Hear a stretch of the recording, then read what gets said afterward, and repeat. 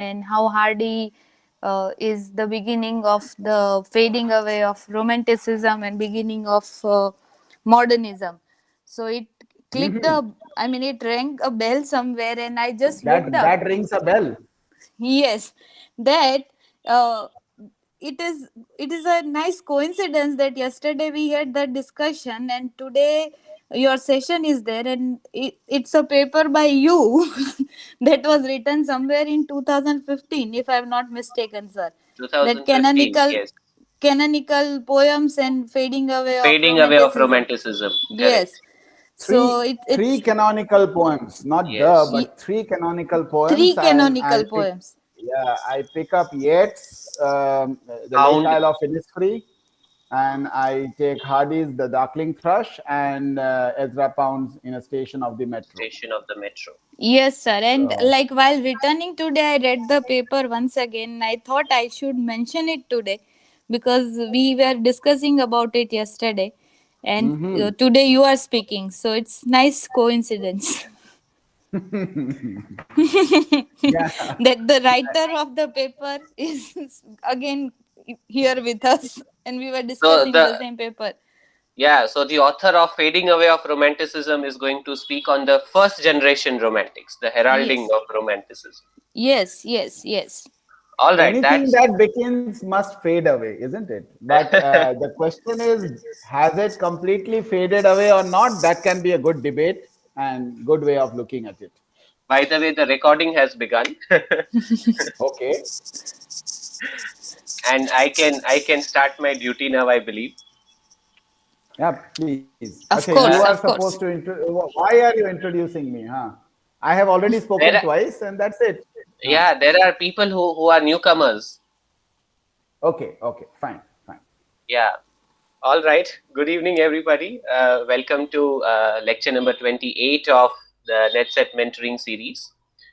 Today's session is on first generation romantic writers, and we have none other than a brilliant teacher of romantic poetry with us, Professor Sanjay Mukherjee, head of the Department of English and CLS, Saurashtra University.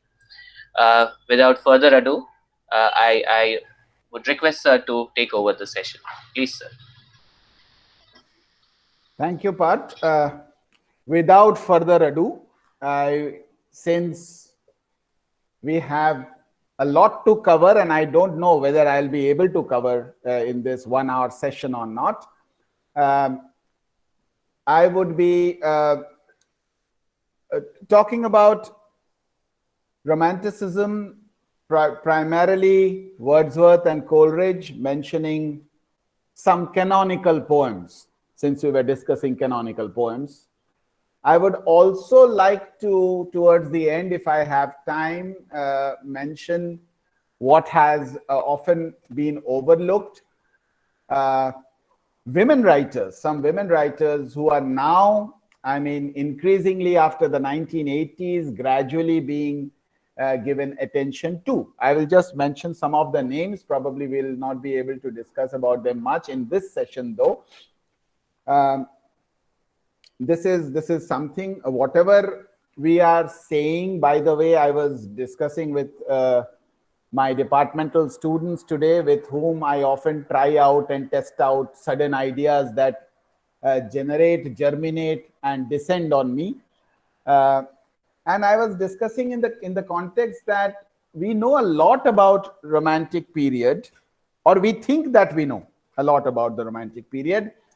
And in that sense, probably readers and critics and teachers can only discover things. They can discover, they can recover, and teachers often tend to cover the syllabus. It is only poets, creative writers who can invent. And the Romantics did invent something which definitely turned English literature in a certain direction. And that is what their significance lies in. Now, when we speak of Romanticism, there are two starting problems. Problem number one is its definition. And problem number 2 is its dating. By definition, in order to illustrate the problem of defining romanticism, I would like to present before you the name of a critic, early 20th century critic called F.L. Lucas. Now, F.L. Lucas, in his book called The Decline and Fall of the Romantic Ideal, The Decline and Fall of the Romantic Ideal, written way back in 1936, mentions, or he gathers in the book exactly 11,396 definitions. Now, if we consider from 1936 to today, the definitions would have from 11,396 certainly increased to 1,500 at least or more. So this is what I mean by the problem of defining romanticism. Because the problem is that of problem of plenty. Like science, there is no one definition of romanticism. And that is a big problem. Although we'll have to define in some way, we'll have to remember some great minds trying to define romanticism also. That is also what we will do. Second is the problem of dating. Does romanticism begin in 1780, 1785, 1789, 1798? Does it end in 1832, 1848, or with Wordsworth's death in 1850? So that is the problem of dating. Now, literary history, by the way, acknowledges the problem of compartmentalizing periods, splitting up periods into compartments, whether decades or 50 years or whatever way you call them. So there is actually a problem, but the thing is that whether you are looking at the social, cultural, political context from where romanticism takes inspiration, the literary romanticism takes inspiration, are you looking at that? Then you have to date it as many historians, literary historians do, with the 1780s, the decade 1780s. If you are looking at the literary manifesto, then you have to begin at 1798. Okay, so this is something. Now, in the Routledge Critical Idiom series, there is a series called the Routledge Critical Idiom series. There is one by Aidan, Aidan Day, D-A-Y Day. Now, he actually tries in a way to resolve the problem of defining romanticism. And in order to do that, he first looks at the Oxford English Dictionary. He finds that romantic word romantic, was first mentioned, according to Oxford English Dictionary, was first mentioned in the year 1659. This is what Aidan Day, in his Romanticism Critical Idiom series, 1996, mentions. And then he notes, Aidan Day himself notes, two attempts at defining romanticism by two great critics. One is the critic my students know I like very much. That is my favorite, one of my favorite critics, M.H. Abrams. So first, let us try to look at what M.H. Abrams says about Romanticism. By the way, Romanticism in M.H. Abrams is juxtaposed under the entry Neoclassic and Romantic. That is an important thing one has to look at, because he is juxtaposing two, according to him, two contrasting ideas. And then he puts 5 significant points under Romanticism. 5 significant points. What are they? The first noteworthy feature of Romanticism, what M.H. Abrams notes, first feature, is that most of the Romantic writers felt that they have to innovate. Innovation over existing way of writing, or innovation over traditionalism, as M.H. Abrams says. Traditionalism in materials, in forms, and style of literature. So, material means, what material are you choosing to write poetry upon? Poetic material. Not tangible material that somebody is writing on a desk and somebody is writing on a chair. Poetic material. Poetic diction, the actual words that you will write.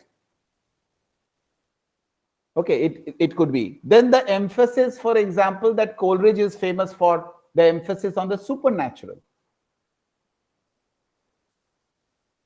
The emphasis on the far away, the nostalgia, far away and long ago, which also forms part of Gothic. Then the subjectivity in the poem, but the I in the poem is also a persona who is more than a poet, a seer kind of a persona. So that is also, these are some of the new things. When we have to identify what is new, what is innovation. Just innovation will not do. So we are talking about innovation in the way of selecting poetic material, in the poetic diction, in the emphasis on the natural as well as the supernatural, in the emphasis on the past, in assuming a prophetic persona of the poet. These are some of the things that you can mention there that will come as the first characteristic. The second feature that M.H. Abrams mentions is that the view among the Romantic poets as to the nature of poetry itself. What is poetry? This aspect, that essentially the point that is being made, how does it originate? How is it created? If I have time, I'll return on that a little bit, what Paul de Man also mentions, the great critic Paul de Man. Okay. So the second feature is the view or the idea, the concept of poetry itself among the Romantic poets. And the stress here is that on the inherent talent within the poet. The spontaneity that is mentioned has to be because of a talent which is there in the poet. And spontaneity naturally occurring, all these things that come, for example, organic form, for example, these things, because of an inherent talent and not because of being trained or schooling, as the neoclassicals earlier emphasized upon, that people can be trained to use language, people can be schooled to write well. That is the second aspect on the nature of poetry itself. The third is very, very well known, the predominance of nature. And nature is not just for the sake of nature.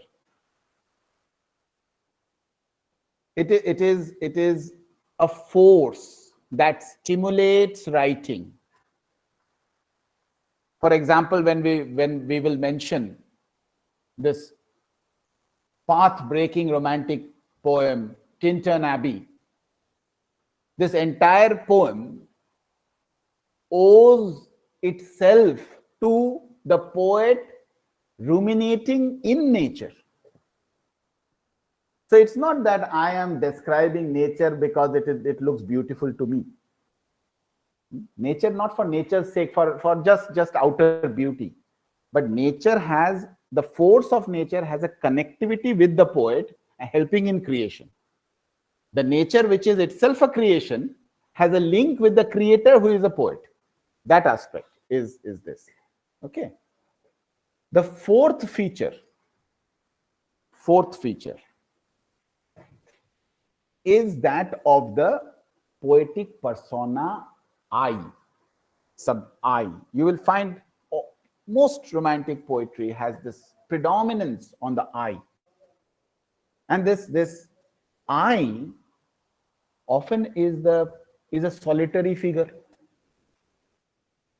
away from the society. Even when the I is associated with the poet himself is away from the city, away from the society.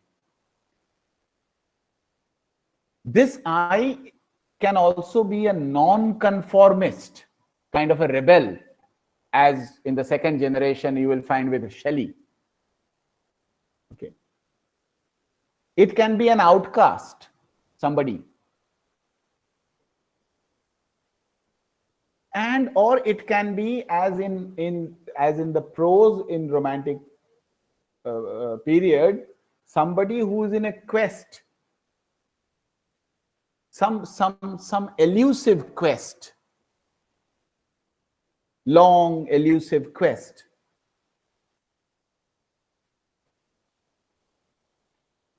And so this is the I in the poem can be these varied, can be manifest in these varied ways. And the final characteristic that Abrams notes is the belief, at least in the first generation of romantic poets, that theirs was an age of great possibility. Remember, the 18th century was coming to a close. So a new age is coming on, new time is dawning.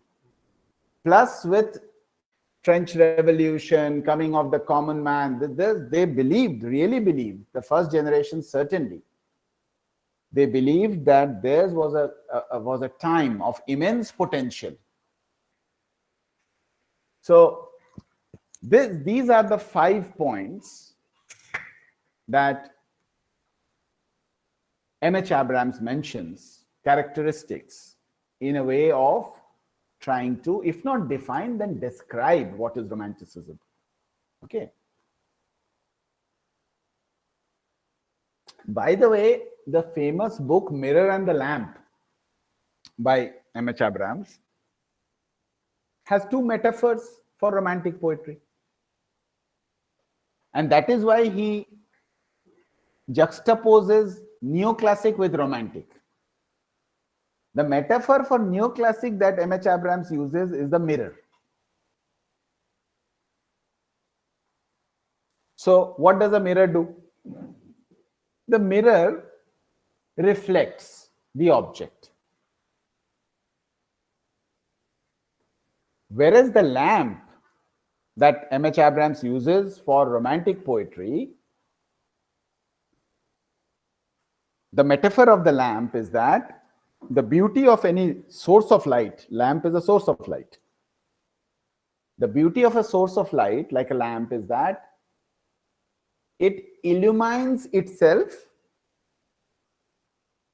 as well as it enhances visibility of other things. So these are the 5 things and the 2 metaphors that we quickly enlisted with M.H. Abrams. The second definition that Iden Day notes is that by Margaret Drabble. Margaret Drabble, you know, the Oxford Companion to English Literature, the famous critic writer. And there is a paragraph I am reading out from Margaret Drabble where she takes up 4 perspectives and then adds also something. She says, Margaret Drabble says, intellectually, it marked a violent reaction to the Enlightenment. So one characteristic of Romanticism is its intellectual difference with the Enlightenment thought. Politically, second point is, first was intellectually, second is politically. Politically, it was inspired by the revolutions in America and France. American independence and French Revolution. Politically, it was inspired. Emotionally, third point, emotionally, it expressed an extreme assertion of the self and the value of individual experience. Value of individual experience. Socially, fourth point, socially, it championed progressive causes.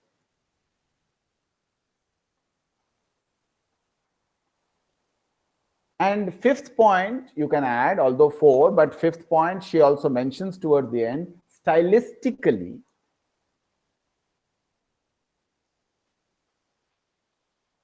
it was, you can feel the intensity of poetic diction stylistically with the romantic watchword, as Margaret Drabble calls it, watchword or keyword being imagination.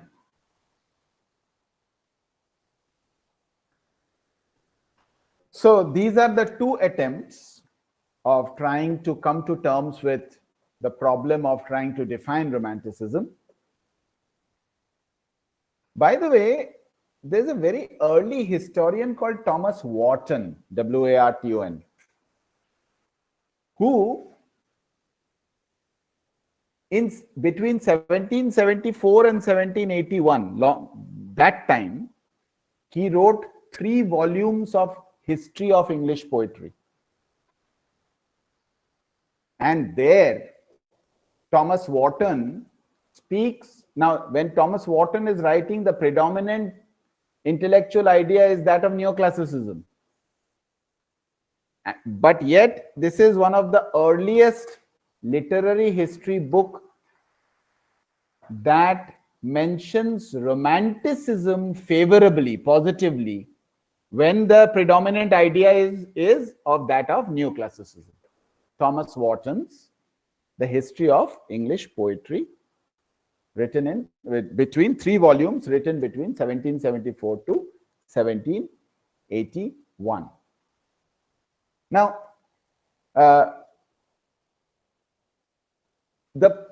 when we speak of, like, for example, we speak of that it was romanticism was influenced so much by the fall of the Bastille, the French, in the French Revolution. The point that was being made is that Bastille was often looked upon as a prison of ideas. So the fall of Bastille was not literally the going away of monarchy and coming of the common human being, But the monarchy had imprisoned ideas. So it was not just liberty of the common man, it was liberty of ideas also. So this is what is mentioned in by French historians. I will pass on the exact name of the French historian also who mentioned this, who spoke of the Bastille and the fall of the Bastille as a liberation of ideas, and in that sense also we look at that. Now, with these kind of a backdrop, if I may try to just share with you, let me see if I can present now, right?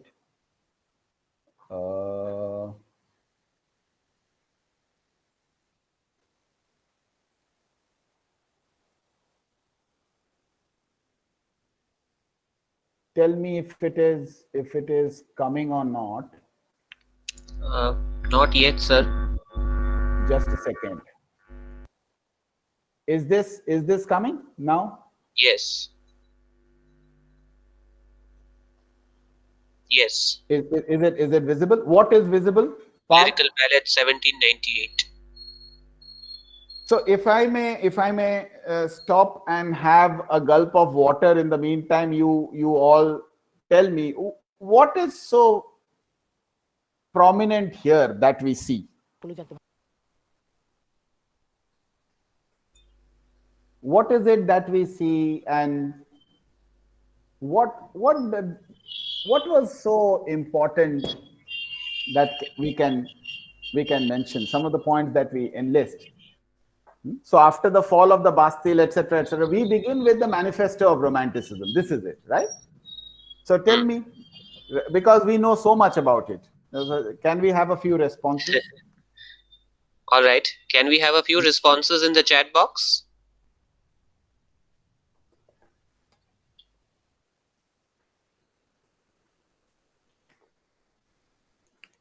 And Parth is going to read out the responses. Okay. The first response says it's a joint work by Wordsworth and Coleridge. Great. Another. Whose is this by? Whose response is it's this? called Abu Bakr. He is one of the regular attendees of the series. Abuji, you are absolutely spot on. The first thing is, can we remember now? We are. I mean, how many people are there now? Can we remember any other anthology where two names are mentioned?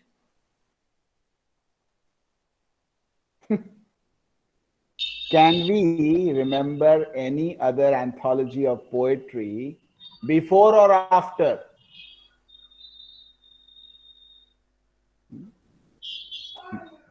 Very less. Well, I mean, can we remember? Immediately, does anything come to mind? At least not in England. Thomas Wyatt and somebody is telling me. Yeah, Earl of Surrey. Earl of Surrey, right? So those two names, origin, early English poets. Yeah, sonnets. So those who introduced the sonnet form.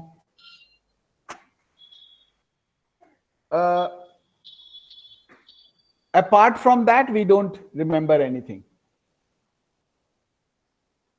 Which is when it was published was criticized much, and later on, now it has such a cult status. Correct. So the first thing is that we need to talk about is this uniqueness of an anthology by two people, two poets, but very, very irregular in terms of contribution. It's not a 50-50 contribution. Not a 50-50 contribution that we are talking about. Can anybody tell me how many poems was contributed by whom? This I think this it was contains 12:4. good 12, attempt. 12 by Wordsworth and 4 by Coleridge. 19 by Wordsworth, sir. 19 poems Hmm. by Wordsworth and 4 by Coleridge, sir. Who is this? Bhagwati, sir. Bhagavati Chudas. Good. Yes, sir. Good, Bhagwati. Thank you, sir. It Thank you. total number of poems 23. 23. Number of poems by Wordsworth 19. Number by Coleridge meager 4. So this is something. Now the 1798 edition opens with, however, Coleridge's rhyme of the Ancient Mariner. Please note, the 1798 edition opens with the rhyme of the Ancient Mariner and ends with Tinton Abbey. Okay, this is one thing that you have to note. When the 1800 edition comes, one more thing about the 1798 edition is that it is prefaced by a one-page advertisement.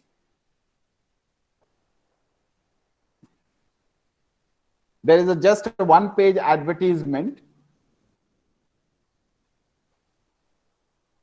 which mentions, I read a little bit from that one-page advertisement, it is called. An accurate taste in poetry and in all other arts, Sir Joshua Reynolds has observed, is an acquired talent, which can only be produced by severe thought and a long continued intercourse with the best models of composition. This is mentioned not with so ridiculous a purpose as to prevent the most inexperienced reader from judging for himself, but merely to temper the rashness of decision and to suggest that if poetry be a subject on which much time has been bestowed, the judgment may be erroneous, and that in many cases it necessarily will be so. So, what is being attempted? By the way, Wordsworth calls the majority of the following poems are to be considered as experiments, quote unquote, experiments. We were talking about innovation, remember, as experiments. And then he is talking about how to kind of modify the taste of the readers towards this experimental bunch of poems that are being offered. So this is one interesting thing, this one-page advertisement which announces these poems to be experiments.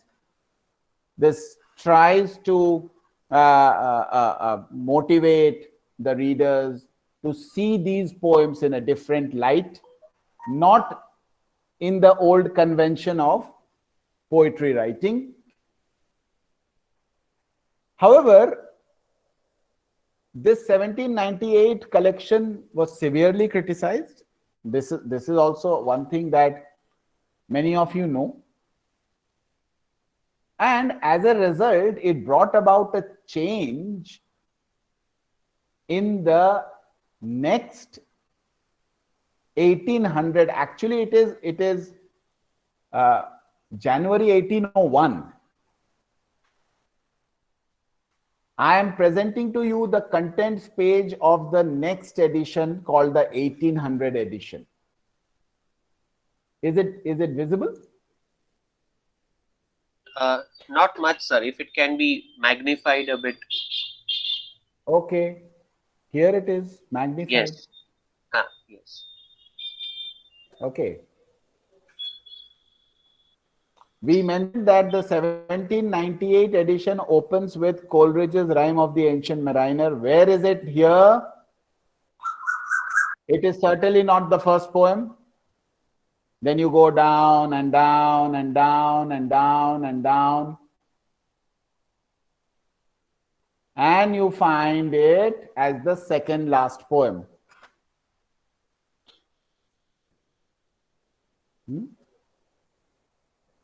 Now, incidentally,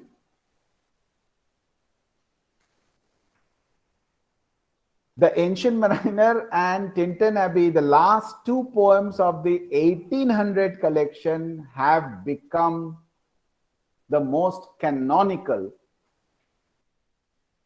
poems of romantic poetry. Although people about Coleridge, later critics have mentioned that no, we must consider Kubla Khan not in this anthology, although written during that time. We will, if we have time, we will talk about that. Kubla Khan to be a very important canonical Coleridgean poem, because it has the word romantic chasm. Kubla Khan, the poem itself, has the word romantic chasm, the gap. And the gap is symbolic of this new experiment with the old school of poetry. Okay, so this is something that has happened. By the way,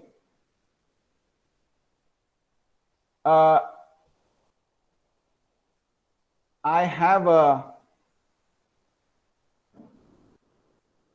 a slide coming up. I don't know whether it is visible or not. Just a second. I am mentioning that I have got this. Look at this. It is, the site is mentioned. Okay, British Library UK collection, which mentions that when the second edition was published, only Wordsworth's name appeared on the title page. That is another important change. Coleridge's contribution was acknowledged in the preface. How acknowledged? By poems by a friend are presented having been included for the sake of variety. And look at this tonality. The change of order and crediting Wordsworth as the writer was certainly done with Coleridge's knowledge and probably some degree of support from him, because anyway, his Ancient Mariner was criticized severely. Wordsworth in turn states that he has been successful in persuading Coleridge to retain the poem in the book in spite of its quote-unquote defects. However, it is unlikely that Coleridge was aware before publication of the paragraph in which Wordsworth criticizes those defects in depth. Wordsworth did not retain these critical comments in later editions of the book. This is something which is interesting. I have given you the site from where you can get it. So that is also, you will be able to. Interestingly, there is something that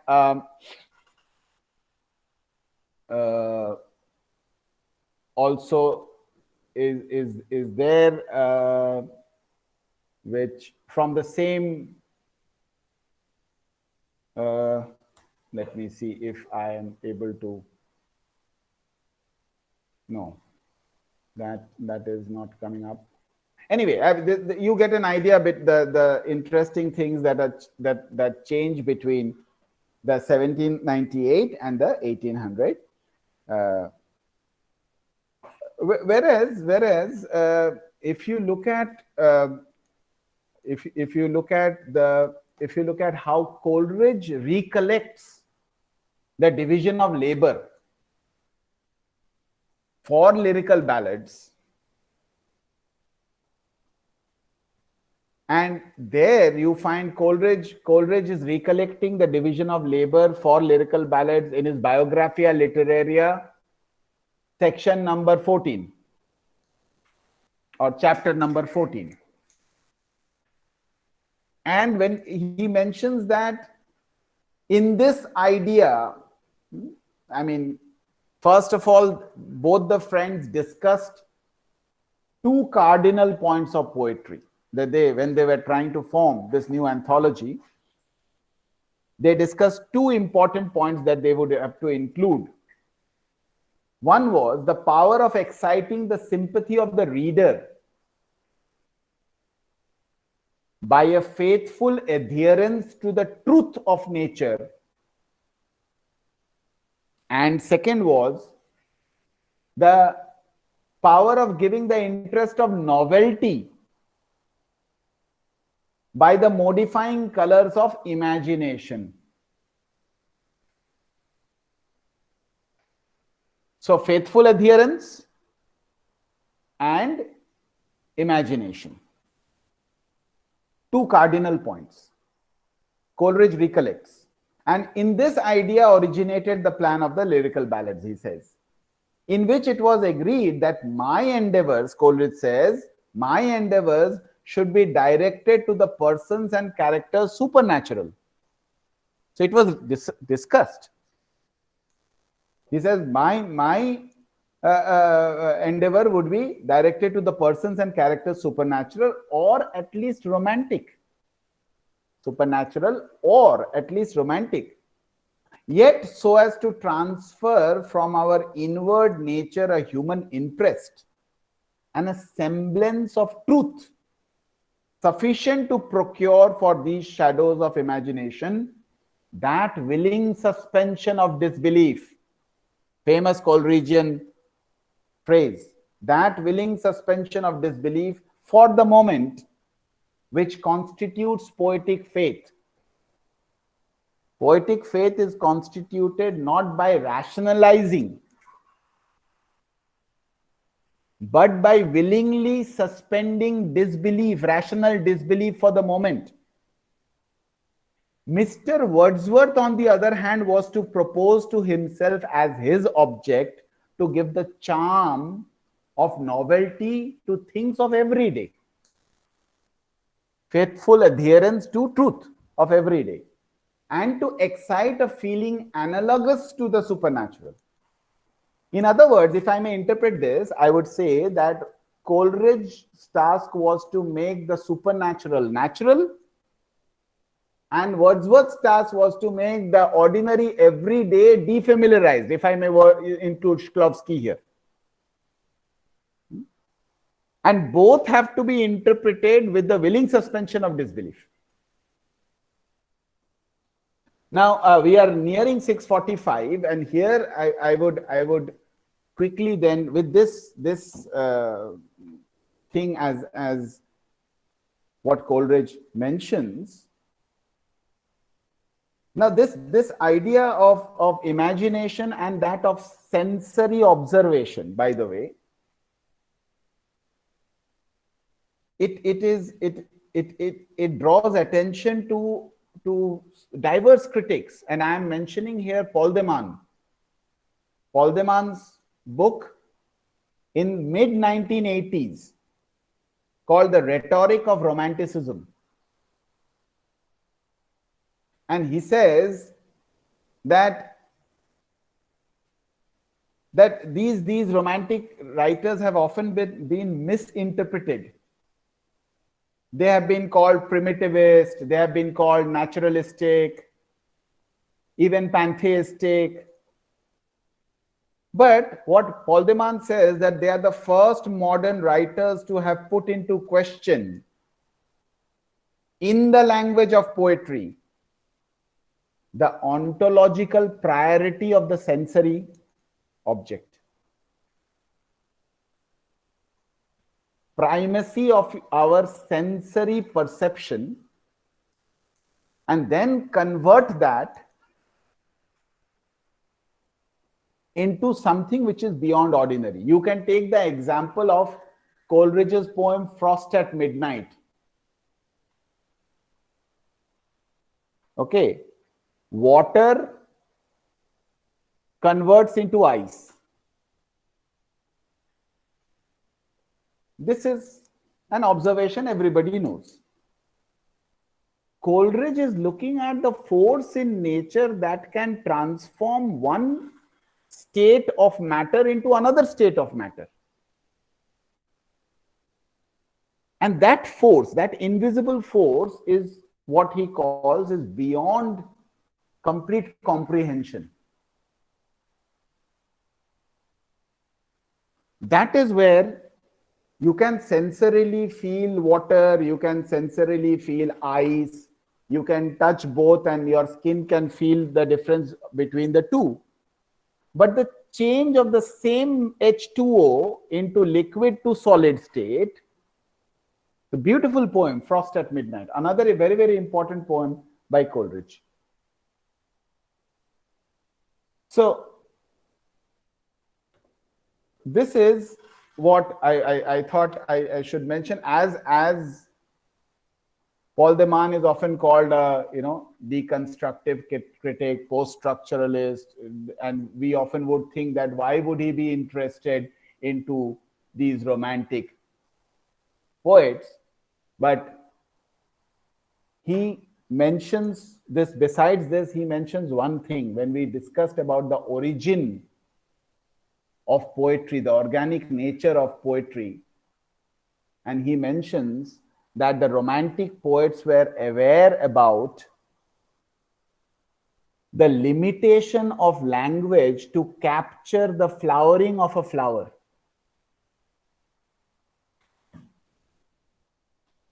Flower originates,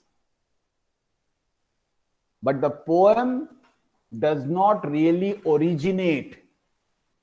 It is mediated through the mind, through the medium of language, through all these things.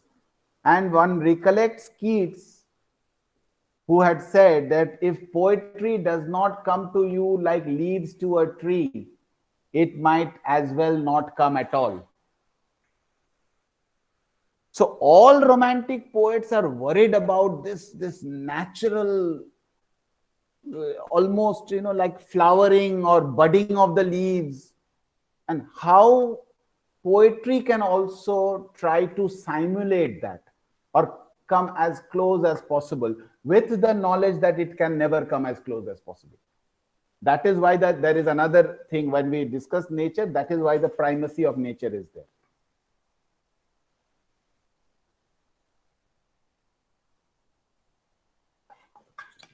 So I have already reached the last 10 minutes. I don't know. I have hardly done anything besides discussing problems of looking at. In the 2-3 minutes that I have, maybe sometime if we might have looking at then really in length, say about how we can interpret Tintin Abbey, how we can interpret Rime of the Ancient Mariner, how we can interpret Immortality Ode. How we can interpret Immortality Ode? With what willing suspension of disbelief can we say the child is father of the man? How can we interpret this line, which is prefaced before the poem Immortality Ode itself? Generally, these are two. Generally, when we talk about epigraph, we mention that epigraph is by some other author, and then the work comes. But here, Wordsworth, to his Immortality Ode, epigraphs his own. My heart leaps up when I behold. Okay, that lines from there, and he puts, the child is father of the man, and I could wish my days to be bound each to each by natural piety. Now, much debate has gone about. People have tried to interpret this line rationally. How can it be? And biologically, and this and that. But if I put forward to you, dear listeners, that when child arrives, generally, what is the general belief? That the newborn child has arrived from somewhere else, from the abode of God. And the grown-up man, the father, has already lived his life in the earth with the ways of the world and the rat race and everything, and has often forgotten God. Child is father in that sense, that child is more closer to the ideal world. So the father can claim, experience mein main tera baap hu. The child, if the child is able to say, the child might say, transcendence mein main tera baap hu. I'm sorry, I'm using these, but nothing can better explain this. I'm sometimes a little irked by people who are English literature students trying to understand these lines or this poem rationally, and therefore I suddenly bring this discussion. Anyway, I mean, there is so much to romantic period. There are, as I mentioned, and this would be the last point before I stop.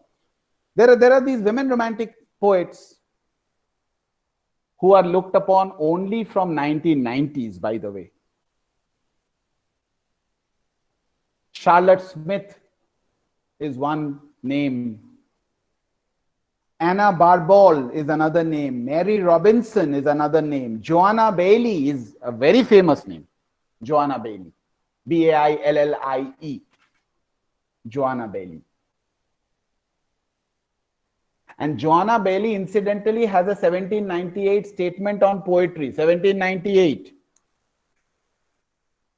statement on poetry. And since I have mentioned that it is a few lines, let me read out Joanna Baillie's statement on poetry, 1798. She says, I will venture to say, however, that amidst all this decoration and ornament, all this loftiness and refinement, let one simple trait of human heart, one expression of passion genuine and true to nature be introduced, and it will stand forth alone in the boldness of reality. Whilst the false and unnatural around it fades away upon every side, like the rising exhalations of the morning. The highest pleasures we receive from poetry, as well as from the real objects which surround us in the world, are derived from the sympathetic interest we all take in beings like ourselves. So she is talking about the ornamentation of the neoclassical poetry. And she is talking about the simplicity and directness of this new kind of poetry. Incidentally, Wordsworth is also talking about that. So why do we forget Joanna Baillie? And why is there so much of significance and importance? There should not be, by the way. We live in the times of new historicism. We live in the times of feminism. And we must pay attention to all these aspects. And with these semi-prophetic words, since we are discussing prophetic poets, let me bring my talk to a close. Thank you very much. Thank you so much, sir, for highlighting the problems, and hopefully the problems would lead to further reading and better understanding of romanticism and these poets. Now, questions and observations are welcome.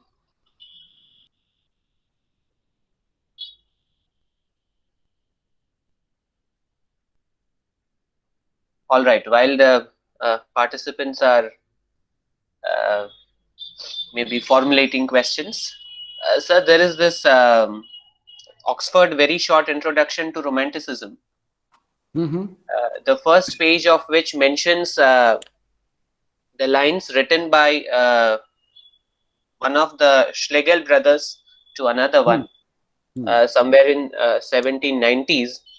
Uh, and he says that I cannot send you my explanation of the word romantic because it would run for at least 125 sheets of pages. And I don't know if I can find that line. Yeah, it is Michael Ferber who is the who is the editor of this particular book. Very short introduction to romanticism. And the opening lines say, since at least the 1820s, the definitions of romanticism have been sent aloft, shot down, repaired, relaunched, parodied, abandoned, rediscovered, finally laid to rest, and revived from the dead through countless cycles of scholarship and journalism. So that is what I began with F.L. Lucas. Yes. And his gathering of 11,000 plus definition. So, I mean, True. this is... Yes. So, I mean, something connected to that. And there is also this essay titled The Concept of Romanticism by René Wellek. So, like, since you mentioned M.H. Abrams, one of your favorite critics, René Wellek, another one. Yeah. I came to read this essay, The Concept of Romanticism. So, this is for people, for the participants. Slightly longish essay, around 25 pages. It's called The Concept of Romanticism by René Wellek. All right, and we have the first question in the chat box by Anay Bhatt, who says, why were the terms romantics or romanticism popularized or used for poets and poetry and not anything else? And why has the derogatory meaning stooped down to what it is now? Okay, let me take the second one first. The derogatory meaning has been championed by high moderns like Eliot, who associate romantic writing with sentimentality. So there is the point why. So if you belong to the modernist camp, you have to then follow what Eliot says. By the way, in Tradition and the Individual Talent, Eliot mentions about poets writing beyond their 25 years. And then in that sense, he excludes Keats, by the way, because Keats dies within 25 years. With all his modernism, he is not able to criticize Keats. Sir, you are not audible. Am I not? My mic is on. Hello? Hello? Audible, sir, audible. Pankaj ji says, I'm audible. I don't know if Yes, Pratiksha sir. You Didi are can. audible, sir. Okay, he's not audible to Yes, me. sir. Okay, Audible, sir. okay. So, I mean, Okay, am so I the if only you, one who can't hear him? Sir is because you audible, have, sir. Yes, sir, you are audible. okay, Parth ji has so many ideas, no, stuffed, so it might be affecting his sensory of hearing. Hello? So what I'm saying is that if you belong to, ideally, students of literature should not belong to any one camp. There is so much to choose from. But writers and critics, as Eliot himself says, that critics will have to take a stand. And as a critic, T.S. Eliot takes a stand and criticizes the Romantics. However, he is not able to criticize Keats. Okay. So that is why the derogatory. Now, the word romance, etymology, if people have asked, you go to the etymology of the word romance and some of the characteristics that we discussed just now. For example, a kind of a quest for something ideal is romantic. You know that it is not achievable, and yet you do not give up. So, for example,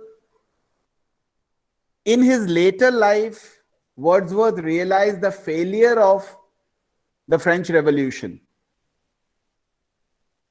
But that French Revolution could take place, it took place, and it liberated people and ideas, is something that he never gave up believing.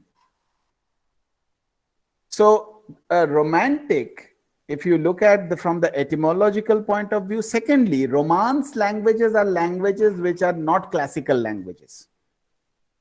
Romance languages are the vernaculars. And the vernaculars, in that sense, within the vernaculars, what Wordsworth was trying to do about poetic diction, he was still trying to simplify it. He was consciously trying to make it approachable to the common masses. When he says a poet is a man speaking to men. So in what language? Speaking to man, is a poet is a man speaking to men in the language that many understand. So in that sense, we say that the term romantics was given to them. All right. Any other questions? Since I had got disconnected for 2 minutes, I don't find any question in my chat box. Good. Oh, Chirag Okay. is there. Not so good. Yes. Why So are these romantic I was poets known thinking. as? So I was thinking, where is Chirag? Why is nothing coming out from him? Why are these romantic poets known as seer, prophet, and philosophers? Is it because they observe the external beauty, nature, and respond with their experiences and thoughts?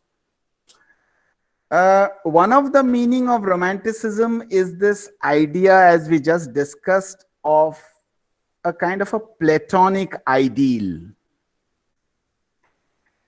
And in that sense, the romantic poets, they come close to such prophetic tendencies or prophecies. Not prophecies in the Nostradamus sense, by the way, that in the year so and so this will happen, and corona will come in the year 2020, Nostradamus had said, so on and so forth. But in the sense, the prophecy of a better world, prophecy of a better society, prophecy of, when we mention the progressive ideas of things becoming better for human beings on earth. Also the Platonic knowledge that this earth is a temporary place, by the way, and not the ideal place. So in these senses, when these ideas are enhanced, these ideas are expressed poetically, then it is because of that the poets take on the dimension of a prophet or a seer. Sir, even this poet being a prophet or a seer may not be the case just with romantic poets. I mean, any poets Yeah, have been called or have been yeah, acknowledged as that is very correct. The Romans called poets as the Vates, waits. which is seer. Yeah, yeah, Okay, we have Greeks. even Philip Sidney writing on this. So Greeks called poets as the second creator on earth, replicating the first creator, True. the creator, the maker. So it is not that just that. So that is what I'm saying. If you bring it closer to the Platonic ideal and going back to the cradle of European civilization, the Greek culture, then again we come to the understanding of the prophetic dimension there. In the ancient Indian Vedic tradition, for example, the oldest makers of the Vedic verses were called seers, drashta, Hmm. for Hmm. instance. Correct. Right. Uh, Drashta. all right. Can you throw some light on suspension of disbelief? This is by Nitin Petri. I can throw darkness on that. I cannot throw any light on that. Uh, uh, willing. I just said. You see. Uh, it is willing suspension of disbelief, not just suspension. It's a willing suspension. Human beings, as they grow up and start interacting in this material world, tend to take on the realist rational mode because that is very convenient. Whereas to imagine is to labor. Okay. You are all students of literature. Let me ask you, write an essay on a tree. There can be a realist, go outside, see a tree, write about it. But if I say write an essay on happiness, you have to really go back, imagine, concept, this, that. It's very difficult. It's very difficult to give up the the comfort of this ensconced reality that we all live in, and we think that is the only world. We have to realize that in spite of artificial intelligence world that we live in, there are so many questions that are not yet answered.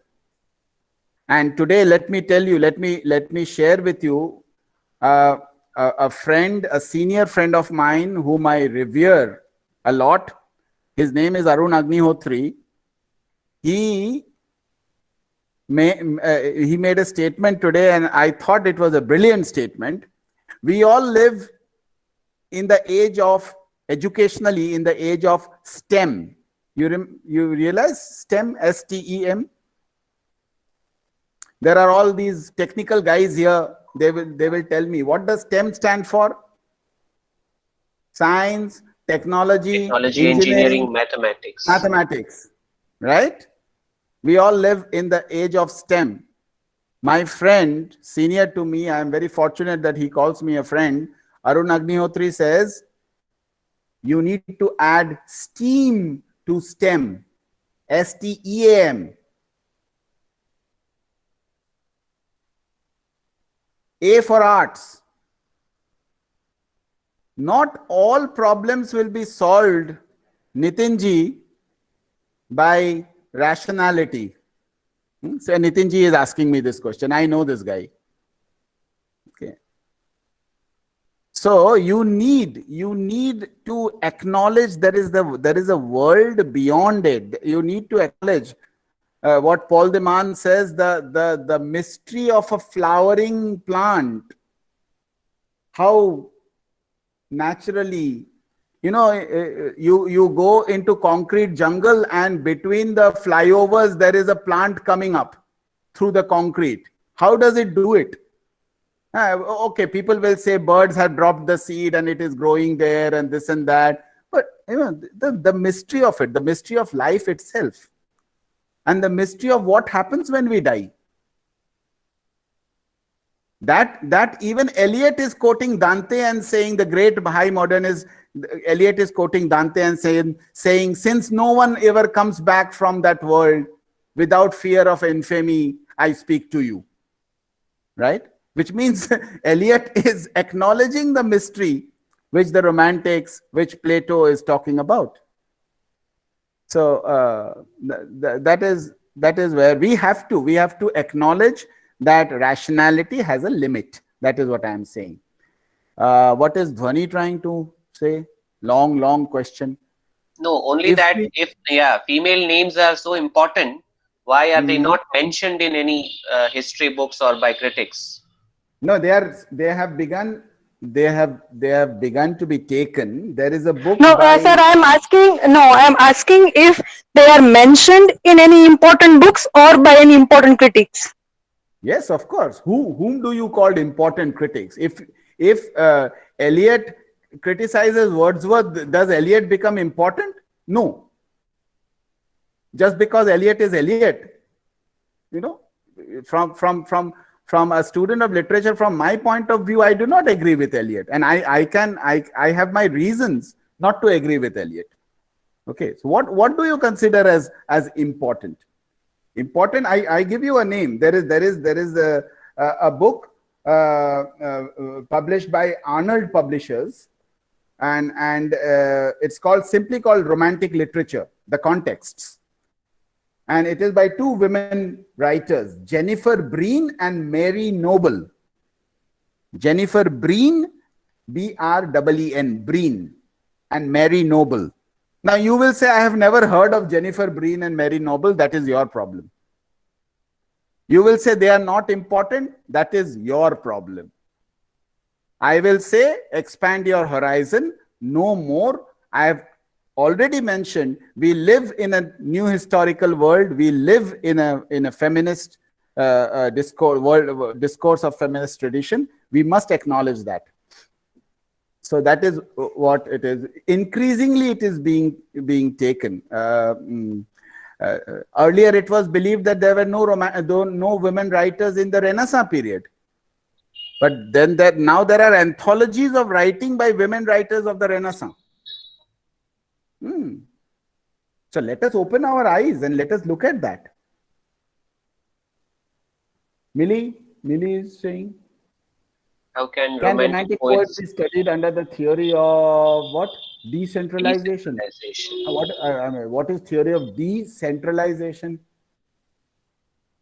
Do you mean deconstruction? Decentralization. It seems to be a management term, decentralization. Deconstruction. Deconstruction. Why do we jump into trying to understand one thing, writers, by a theory? By the way, I am telling you, the famous deconstructionist Paul de Man has written an entire book-length work on romantic poetry called The Rhetoric of Romanticism. So he is convinced they are important. He is convinced because why? The Romantics also are aware about the problem of language, right? Paul de Man in that book starts with image and goes to imagination in The Rhetoric of Romanticism. And then he talks about that people, the humble image of a flower, pastoral flower, simple pastoral flower, how beautifully it is brought out. And that reminds you of daffodils. There is no bouquet of daffodils that you present one to each other. Only you go around and saying, my love is like a red rose and rose day and this and that. Okay, this humble flower, daffodils, the image, that is vividly brought alive. The reality of these pastoral flowers. So yes, of course, it can be, because deconstructionists like Paul de Man believe that the romantic writers, romantic poets are important. Of course, they are important. Pankaj Kumar ji is saying Wordsworth as a romantic poet, propounder of romanticism, or may I say he was a depressed man, but not the practical after the failure of French Revolution. So, I mean, is it... are you saying that because the French Revolution failed, Wordsworth stopped writing? I mean, that there are discussions why Wordsworth stopped writing. The question is, Wordsworth's prelude is something that occupied Wordsworth throughout his life. And he kept on writing that the growth of the poetic mind. So there is a debate. Why now? There are more information why Coleridge stopped writing, because he became addicted. He went to a reform house, and then he did not live beyond 34 or whatever is the GK knowledge.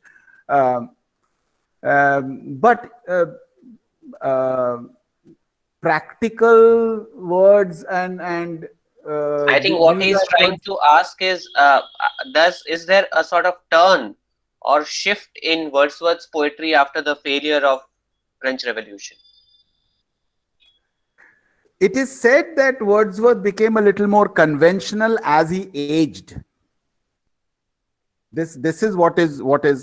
We have to really carefully read a lot of biographies on that. I mean, offhand, I cannot say. I have read only probably one full biography and other sketches of other biographies. For me, let me confess.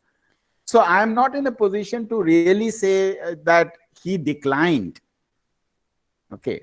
People did not believe that he declined. He was given the poet laureate's position the last 7 years of his life. People did not believe that he declined. People say 1832 romanticism gets over, and yet he is given the poet laureate's place. So why does it happen? So we have to really investigate into that. French Revolution became a failure. That is true, what you say. October Revolution, Russian Revolution became a failure. Actually, historians say all revolutions turn into failures. The point is that it is the basic tendency of human hunger for power. Therefore, Russian Revolution was good till Lenin. The moment Stalin comes, things go wrong. Okay, so that is the problem. That is the problem with revolutions, I suppose. And there is the critique of Marxism. When Marx says revolution is required, the counter question is, to what extent? I mean, what for revolution is required? Can we not have things without it? Are people, Aurobindo, for example, or Sri Aurobindo is talking about that if enough work is done to elevate the human mind, we don't need bloody revolutions. Okay, so that is something we must also say. Chirag, we have to come to you. Browning in his poem The Lost Leader says, addressing Wordsworth, that just for a handful of silver he left us.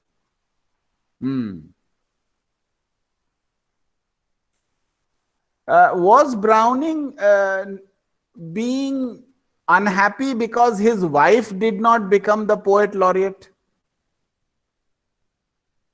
and Tennyson was given the poet laureateship? I ask a counter question to you. Okay. If Browning criticizes Wordsworth, Wordsworth does not become less. We read Browning also, we read Wordsworth also. Just for a handful of silver he left us. This is a biblical statement that everybody keeps repeating, that Christ was betrayed for a handful of silver. And in the Christian world, this keeps on recurring. Even it recurs in Eliot. So no, just I think poets are not leaders in the political sense. So if Browning has lost faith in Wordsworth, Byron lost faith in Wordsworth, Byron also, the second generation, lost faith. But Byron did not lose faith in the poetry of these people, because Byron was insistent to Coleridge that Coleridge must publish Kubla Khan. Kubla Khan is published today and we read Kubla Khan. We have to acknowledge that Kubla Khan is there in the canon of English poetry because of Byron. Now, Byron criticizes the conventional attitude that Wordsworth had. Now, the difference, significant difference between the first generation romantics and the second generation romantics is that the second generation romantics only theoretically experienced French Revolution. The first generation romantics in their life experienced French Revolution, the high hopes and the failure. So if Wordsworth comes back and tells you why, yes, I am a mature man now and I don't believe in revolution, then is he wrong? Because he has seen the revolution failing. So he also believes that, okay, let us think of alternatives. Would he be wrong? That is what I am trying to ask. 722. Yeah, and I don't find. You don't find. Don't even look for it. Don't even look for any questions. Otherwise, you will find it. No. So, I believe we will not find. We find only observations and comments now. Okay. Yeah, I agree with what Chiragua is saying. Thank you so much, sir, for sparing time in spite of the very hectic night preparation schedule that's going on at the department. Sir has always. Let me tell you that this is always the hectic NAC preparation and paperwork, quote unquote, is a ritual. And this is what sustains students of literature. This talk, this interaction with you, this putting forward my opinion. And let me end it by saying, don't agree with me. You find it out yourself, and with your evidences disagree with your teachers, with others. Please do so. All right. Thank you so much, sir, and thank you, dear participants.